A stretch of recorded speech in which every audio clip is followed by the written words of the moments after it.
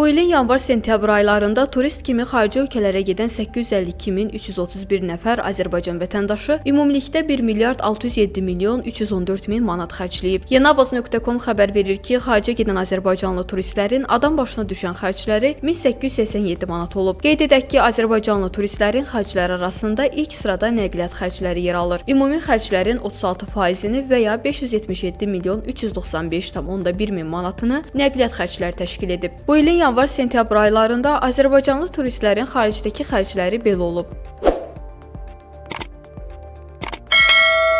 Ölkələr üzrə ümumi turizm xərclərinə baxdıqda Türkiyə 718 milyon 433,6 min manatla ilk yerdə, Rusiya isə 220 milyon 514,5 min manatla ikinci yerdə qərarlaşıb. Qeyd edək ki, Azərbaycandan gedən turistlər ən çox Yaponiyada pul xərcləyiblər. Bu ilin ilk 9 ayında Yaponiyaya 129 nəfər azərbaycanlı turist gedib və onların hər biri orta hesabla 3473 manat xərcləyib. Ən az pul xərcləyənlər isə Türkmənistana səfər edən turistlər olub. Türkmənistana 9 ay ərzində 11242 azərbaycanlı turist gedib və onların hər biri 1100 manat xərcləyiblər. Azərbaycanlı turistlərin səfər etdikləri bəzi ölkələr və xərclədikləri məbləğ bu şəkildə olub.